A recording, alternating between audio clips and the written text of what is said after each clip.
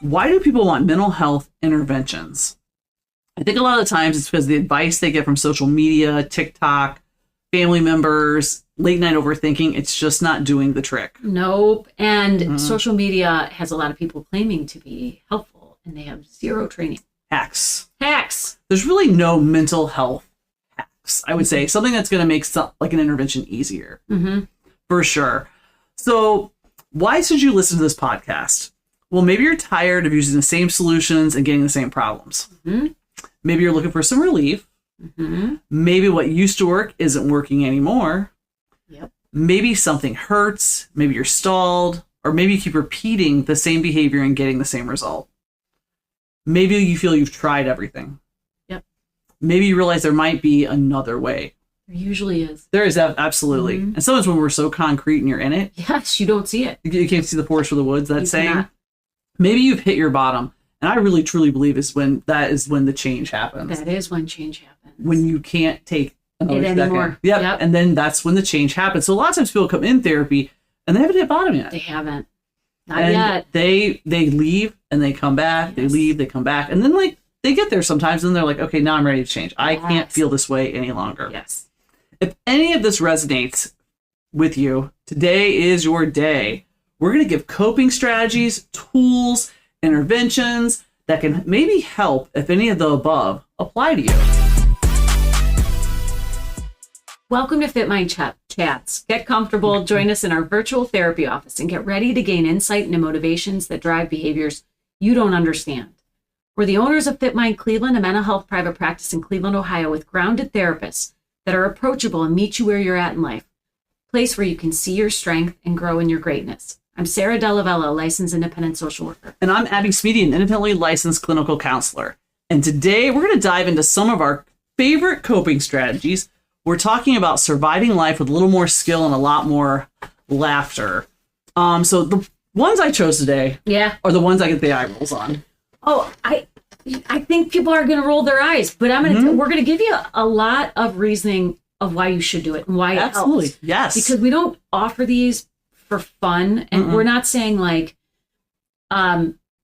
they are the quick fix, but when practiced time and time again, you do see changes, but it does require effort. Absolutely. Yeah. So I think the three that I picked today are all ones that get the eye rolls and when you first say it, people kind of look at you like, nah, I don't think it's going to work for me. However, this is one of my favorite sports psychology interventions, but I believe it applies to anxiety-provoking situations. Almost anywhere in life, I think I've applied this after I bought into it. I didn't buy into it at first. I also rolled my eyes. I was like, no. Yes. But this is such a research-backed and proven technique. Yes, it is. It's huge, and it is called visualization. Yep. Every athlete and sports team I work with, I insist we do this. Absolutely. When I do team yoga, I do a lot of team yoga around this area, and we always open up in the training session with the visualization. Yes. I try to find out where's your state meet held, where's your biggest competitions, and then I go and I look it up. Yep. And create a visualization around that so they can actually feel like they're in the moment. You got it. And with this, I recommend they visualize 1 to 2 times daily, your sweet spot right before you fall asleep. When you're laying in bed and you're right before you're falling asleep, usually, you're thinking about things. You might have said a prayer. It depends on what your bedtime routine is. But then you start visualizing maybe the next day. And this can be not just a sporting event. Maybe it's a meeting. Maybe it's a presentation. Yes. Maybe it's a flight where you have anxiety about getting on the plane. Yes. It applies to anything in your life. It sure does. So I think you visualize right before you get that sweet spot, before you fall asleep, that's when it ingrains. It's really, really good stuff. So I want you to visualize the situation, event, game, match, meet, presentation, performance, anxiety-provoking situation, whatever you can apply this to. Yeah. I want to know, what does it look like? Imagine with as much detail as you can where this is taking place. Like when I do the sports teams, I go down to what the floor is, what the walls are, everything. You're engaging their senses. Absolutely, all of them. What does it smell like? Everyone knows what an airplane smells like. Yes. Everyone kind of knows what a gym smells like. Yes. A pool, fresh cut grass or even turf. We all there's a smell. So you want to imagine what it looks like, what it smells like, what it feels like, the sounds that will be going on while you're there, even what it tastes like. Because if it's a swimming event, because I do a lot of swimmers, you taste chlorine. Yeah. You taste like a bleach water. If you're on the football field, you can just, it has a taste, it has a feel. You want to get as detailed as possible and imagine you succeeding and performing at your highest level. Imagine you killing it. And this is not a one-time thing. This is daily. You're doing this daily. You're not just doing like, oh my God, I'm going on, I better visualize now. You could, that might help a little bit. But if you do this daily leading up to the event, it's going to ingrain. And your brain, our brains do not know the difference from you actually doing it. That's so interesting. And you imagining it. This is amazing? That's insane. That's fascinating. It's insane. So we imagine doing it at our best. Our brain thinks it happened. It thinks that we did it. So muscle memory, brain memory, therefore you do it.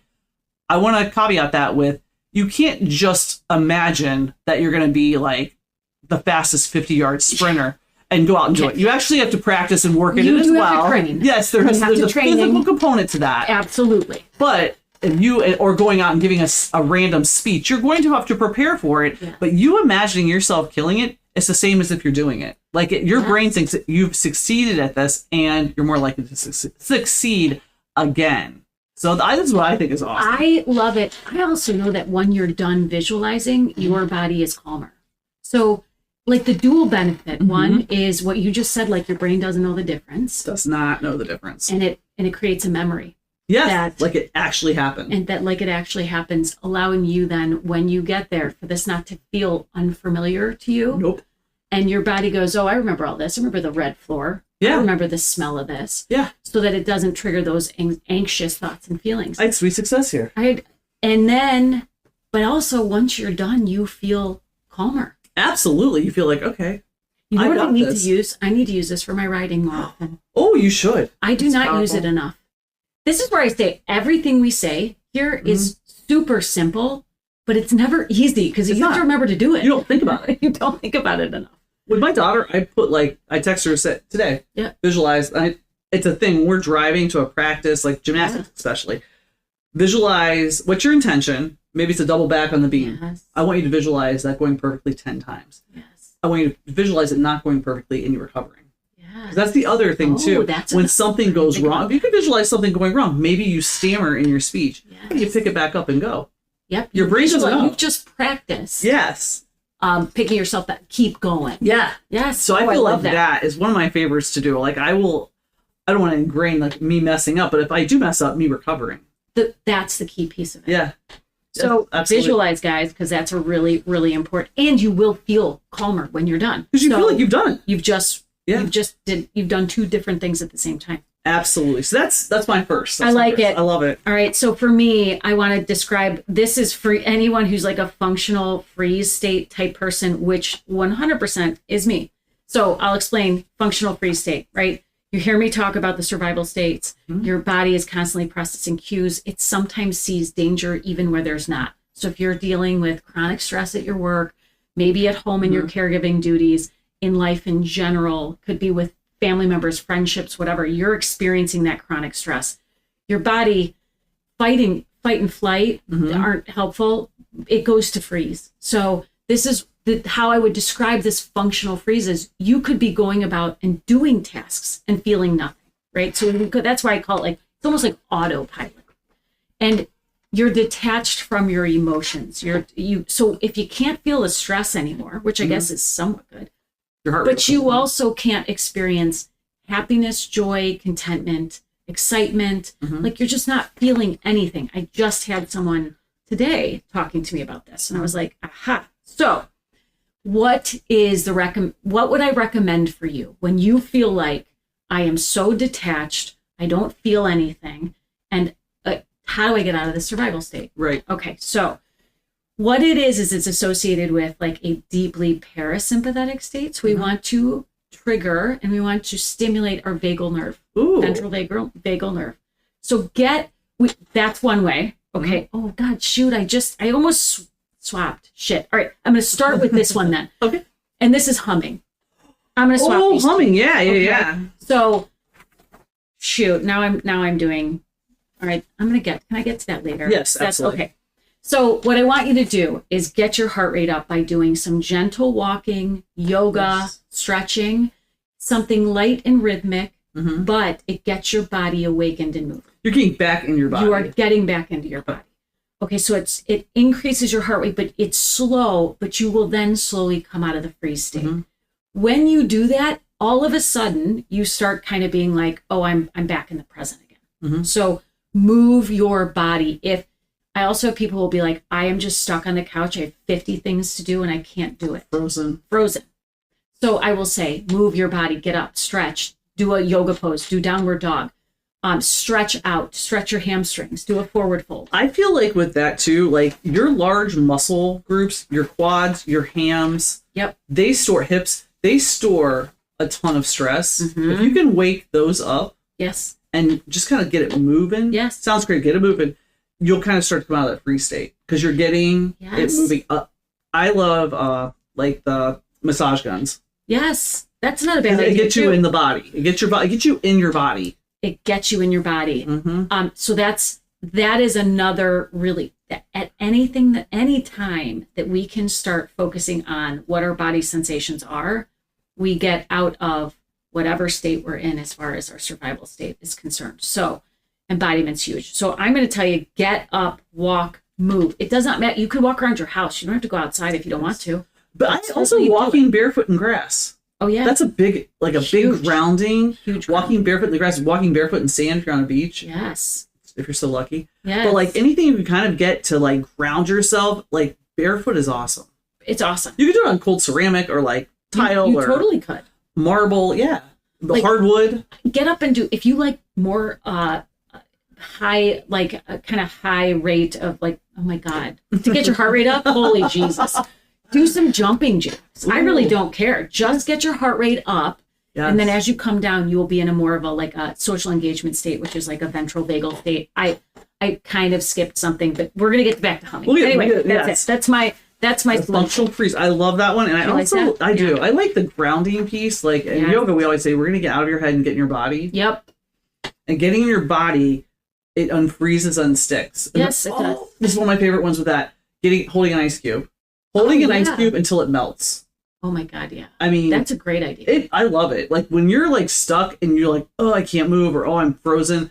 That ice cube will get so cold that it takes you out of that thought of frozen to like, oh my God, my hand is actually frozen. Well, it's so funny because ice baths. So I love them. When I was doing I always like to know why the science behind things, but ice baths release like dopamine for longer periods of time than even exercise. So if you dip. Now, again, you can't always do that, but if you're in a freeze state and you have any interest, literally stand under your shower with like a very cold stream. It's so effective. Huge. All right. It also, you want to get back in your body. Yeah. A cold shower. Yes. Will knock it right there. Ice cube in your hand, cold shower. It's really effective. Yes, I agree. Okay, my next one. Yeah, let's hear it. It gets big. This gets big eye rolls, but I love it. You know what? I know. Mantras. Yep. Mantras. Do you say mantra? I say mantra. Mantra. Okay, hey. I think it goes either way. I think it's yeah. I'm cool. However, yes, I'm known to say words wrong. I said parochial. It's parochial. I went to a parochial school. When you say Chipotle, oh yeah, you say it wrong every time, and I'm always like, I don't even correct it anymore. Oh, it won't work. Say it. No, Chipotle. That's it. See, you see how she said Chipotle, and I say Chipotle. Chipotle. Oh, she just did it. I won't remember that. No, I know. It's always Chipotle. I do several words wrong. That are just incorrect, and I can see people's faces. And I'm like, are they gonna correct me? Yeah, I just don't anymore. Like, I probably would not say it right, but it's really funny. So when I read things, Jimmy's like, I do that too. I don't think that's right. And I'm like, it's right to me. Yeah. Also difficult with foreign language. I'm learning Spanish again. I struggle. I say everything wrong. Yeah. Everything hard. wrong. Is he like, learn the alphabet? And I'm like, this is what it looks like to me. Yes. Yeah. I have a real hard time. But mantras, guys, or mantras, however you want to say it. I love a good mantra. Yeah. If you guys don't know what this is, it's a word, it's a phrase, it's a sound. Yep.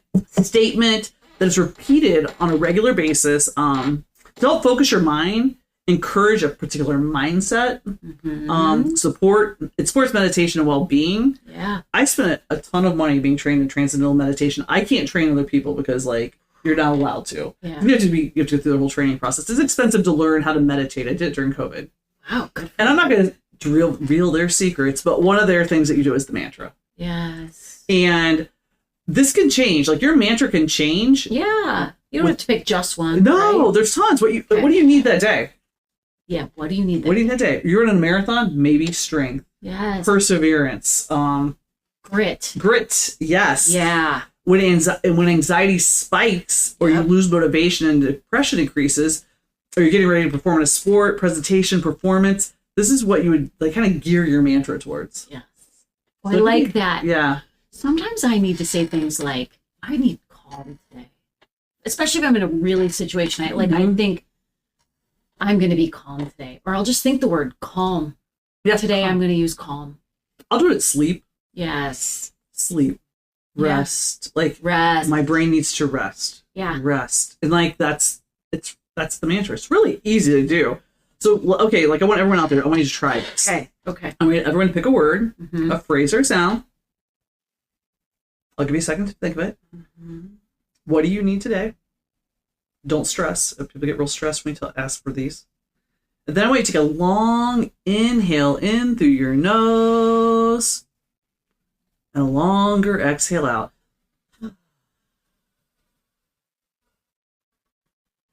Now I want you to do that again. Take a big inhale in through the nose. And I want you to say your mantra on the long exhale out. So whatever it is, it can be like strong. Absolutely. And you repeat till your heart rate lowers. Love that. Or you feel calm. There's a calm that comes over you. Like you're going to do it over and over and over again. Once you're done with this podcast, just try it. Yeah. And just inhale in and long, like, maybe it's rest. Yeah. But it's the long inhale in, a longer exhale out that automatically calms your parasympathetic nervous system. Yes, it does. PNS. And you'll feel calm. And this is the common complaint. I use this with athletes a lot. They're like, well, I stopped doing it, then it stops.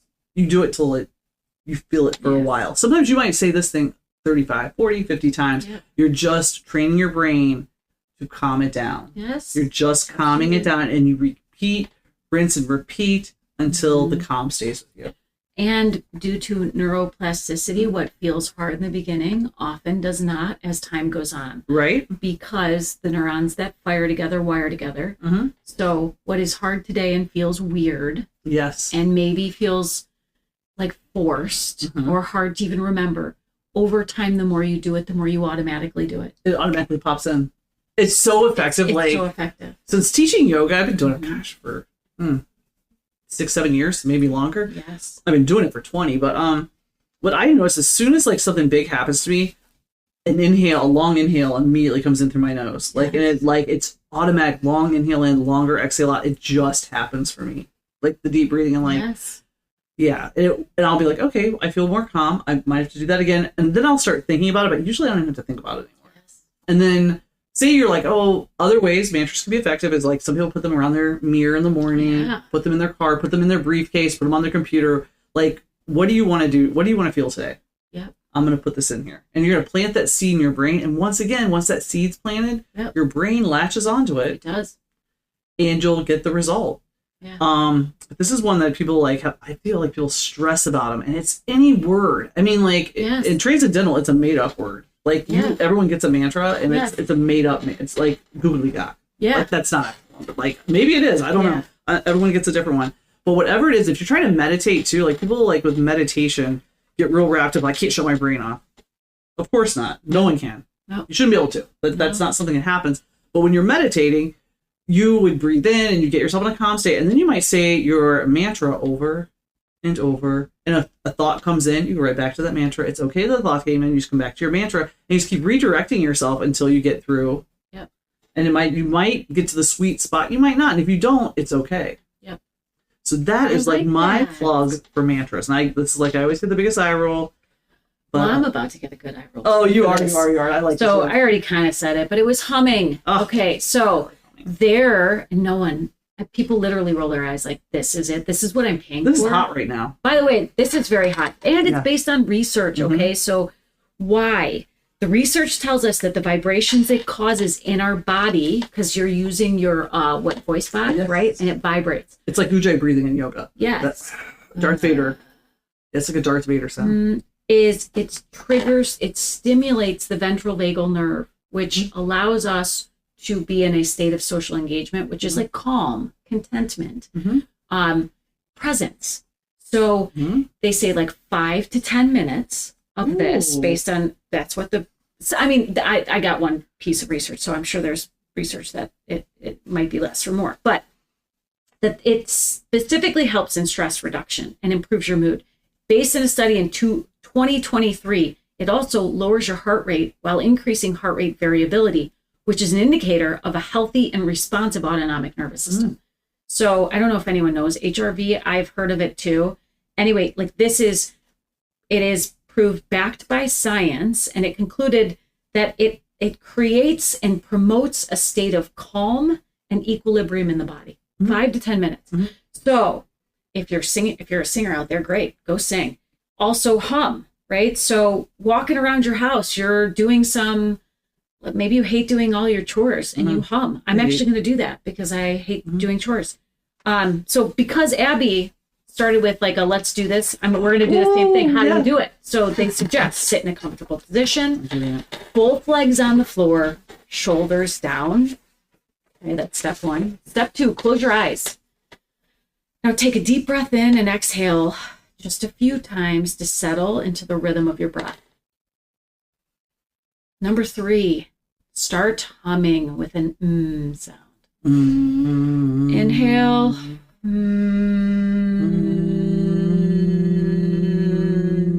You make the sound. Good. So then you want to notice the vibrations of the humming and how it feels in your body. Maybe utilize Abby's technique of visualization to envision that your vibrations are pushing out the stress and tension in your body. Ooh, yes, I love that. I love That's that. I kinda love it. cool. I love that. So you now just paired 2 interventions. And then you can, again, repeat, right? So every time you inhale, maybe on your exhale, you hum. However you want to do it. Needless to say, humming is a really good tool, and it's something you can do anywhere, any place. Now, maybe someone will get annoyed, maybe not a library, maybe not at work. I don't know. True. Unless you're in a private spot. There's also it's bee breathing. And that was a big thing. That's bee breathing. Bee breathing. Yes. Like it's like bumblebees. That was a thing. And I do love the idea of like when you have a thought that comes in, I always think of like thinking of it like with kids, I'll be like, oh, imagine a puppy pulling it out of your ear. Yeah. Or imagine it flowing out of your nose. Or imagine it like coming out of your fingers. Like where is this negative energy coming out of? How can we release it? How can we get rid of it? Imagine it doesn't have to be negative. A disturbing thought comes to your head, you let it it's coming out of your ear, it's coming out of your nose. Yes. And with imagine it's coming out with the Yes. Yeah, like that's a really effective one. And I don't use it enough. And when you put it on here, I was like, oh, I haven't used that intervention for a really, really long time. Isn't that, it's funny when you, like, I will forget about something really simple. And I've used it with, I don't know, tons of people. And then I like haven't used it with clients in a while. And I'm like, I got to remind myself to remind them to hum or laugh. Laughing's good. Faking laughter. But again, yes. Because it triggers your ventral vagal nerve. It does. It's such a good one. And I think with anything, as a therapist, I'll get hot on an intervention. Yes. And then I burn myself out on it. Same. And I gotta be like, this isn't about me burning out. Like I need to have it. I need to put this on my mantra list. I know. Mantras. Yes. Humming. Out of nowhere, I'll get out of it. Yes. But this is the hard one to get people to do. Again, it's people look at you because they don't want to be embarrassed when they do it. And I think let's hum together. They're like, they're like, I'm gonna hum while I'm walking around. That sounds so stupid. Hum in your car. Hum in your car. But it triggers the vagus nerve. For anyone who doesn't know, is the largest nerve in our central nervous system. It connects our brain to our body and our body to our brain, and it carries information from the outside in to our brain and from the inside out. So it is an important nerve of our nervous system, and it helps us calm. So this isn't made up stuff. Right. This is backed by research. If you really want to calm your nervous system down, do it. For sure. What about whistling? And I don't have an answer for this. I don't know. I don't have an answer for that because it's causing you to breathe. It is. Well, like that's why a lot of people back in the 80s, 90s, people used to smoke. What did it help him do? It helped him deep breathe. Yeah. Just sucking in a long inhale. And a long blowing exhale. out a long exhale. So that like really, pause. yeah, it calmed. Yeah. It was their pause.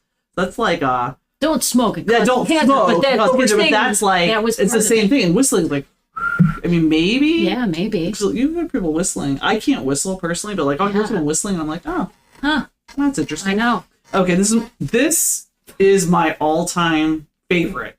Yep. The gratitude journal. And I hate journaling. I don't like writing. I roll for everyone out there listening. Yes. I know. Everyone hates it. Hokey yoga person. Yes. But it doesn't even have to be written. So I don't like writing things down. Yeah.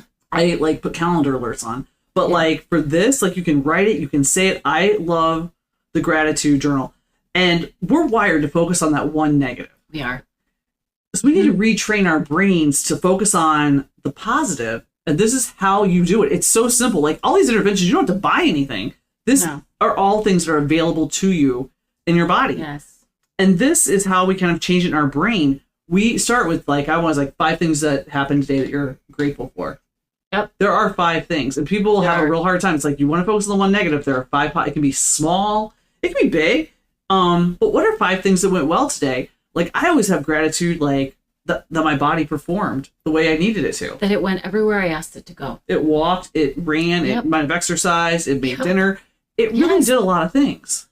I think we take that for granted, like as a culture, we just take for granted that we have able bodies. Until we don't. So Yes. every day that your body is functioning and moving, like that is something you can every day be grateful for. Absolutely. And I really am. I don't know if it's old age. I'm not old, but you know, we're older. Yeah. That I think to myself, people's functioning changes. People get sick. People get, they aren't lose able mobility. To yes, they lose mobility. So it's something even like as simple as that. They don't have to be huge. And I feel like people feel like this has got to be big. It doesn't. It can be small. I also don't want to get in the trap being like, thankful shelter, water, food, my body. Like, I want you to switch it up. Yes, agreed. You want to switch it up. Right. So right now, this is such an experiential podcast today. Yes, it is. I want you to think of 5 things that you're grateful for. And this is what I do with most people say at night before you go to bed. Yeah. I want you to do 5 things that you're grateful for. You can say it, you can write it, you can record it, you can do a voice memo, you can do what you can sing it, you can hum it, you can do it however it is that you want to do it. But I start with either I am grateful for, or if that's too hokey, some people are like, I don't like it. It's hokey language. This went well today.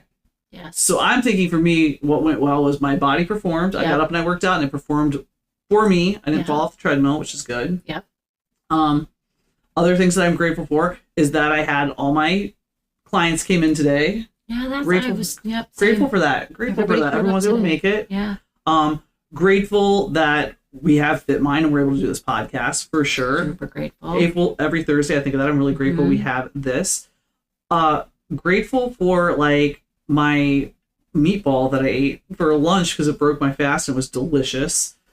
But I mean, something that simple. Yes. It's easy. And, I'm grateful that my son's deodorant smells good. He smells so good right now. Yeah. And it's his deodorant. Like, it's things like that. Like, I mean, it's so simple. I mean, you win the lottery? Yeah, you're grateful you won the lottery. That's not happening every day. No.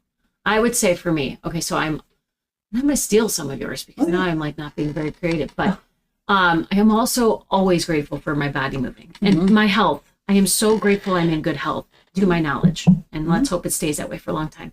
So grateful Lucy's at camp and she's having a blast. She had a sleepaway camp? Sleepaway camp, Camp Beulah. She is loving it, and I am so grateful because, it could go the other way. There you go, Sal. And I'm grateful for a little bit of the time. Then I get a little extra time, even for not feeling guilty if I have to go to the barn. So I feel really like I've enjoyed going to the barn and just like taking my time because G is covered and she can like drive herself places. Absolutely.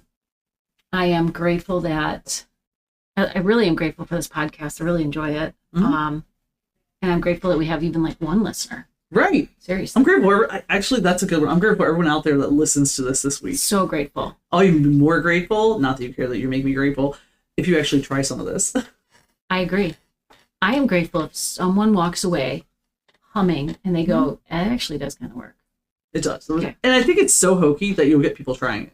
Yeah, I hope so. Yeah, prove me wrong. Sometimes I say that too. Prove me wrong. Yeah. Tell me it doesn't work. Show me it doesn't work. Maybe, but I don't know if I'm going to believe it because I've got like 10,000 on this research study that said it did. Yes. Yes. So, I mean, try it. What's the worst that happens, too? Try anything. What's the worst that happens? Yes. Nothing. You don't like it. Yeah.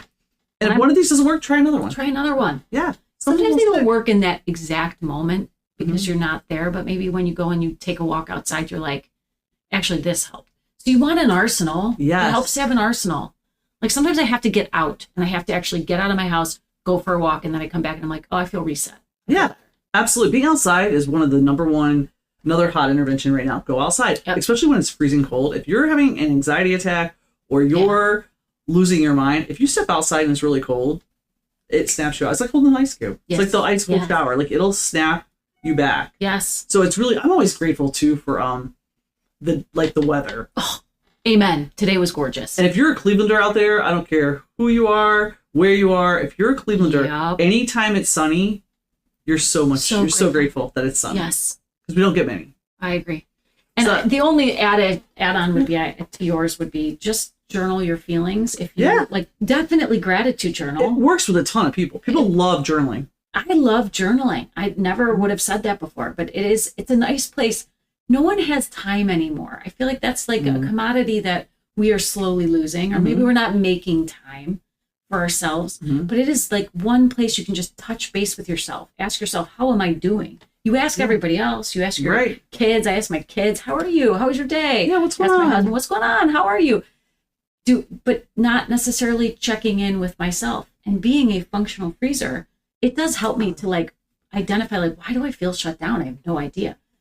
Because when you're shut down, you don't realize what's causing it because you're not attached. Right, so you detach, yeah. You detach. So then all of a sudden I'm like, oh, that makes sense. Even if I'm just writing like this, what I did last weekend, and then I went here, and then I did this. And it's all like, of a sudden, like, oh, okay, yep, that totally makes sense. And you might see a pattern of negative worldview. Yes. There. That's what, like, I think the journaling does really help. So we also, God, everything I wrote was negative. Yes. Like, these were the 5 negatives of today. They were like, usually you don't even have 5 negatives. Usually it's one.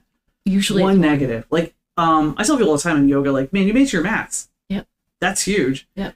Who cares if you can't hold the chair, or who cares if you come down and forearm plank or downward dog, you got to go to your forearms. I mean, it's all okay. You made it to the mat, and like that's the biggest success. But we tend to feel like, oh yeah, I made it to my mat, but there's always that but. Yeah, but I couldn't hold this pose. I couldn't do this pose. Right, kill the butt. I agree. So that's my all-time favorite, the gratitude journal. I'd say do it every single night. If you are depressed or have depressive symptoms, this one's big. It's such a good one. Do it when you're sitting watching TV and just remind yourself, like, there's so much to be grateful for. I'm grateful anytime I get a chance to sit down and watch TV. There's nothing. It's too busy. Yes. But then I sit there for 20 minutes. I'm like, I'm ready to do something else. But like, I know. That's me not being mindful. Yep. So well, guys, those are some of our faves. Those are some of our faves. And we want to say thank you so much for tuning in to today's episode of Fit Mind Chats. We'll see you next Monday for another session. If you have any question or you want a topic covered, follow us on Facebook. And you can message us at Fit Mind Cleveland. If you'd like to seek out therapy services, go to our website at fitmindcleveland.com and contact us. If you'd please leave us a rating or review and share our podcast with family, friends, enemies, or anyone that needs it. We want to bring mental health access to all the people that can benefit. Thanks, guys. Have a great week. Thank you.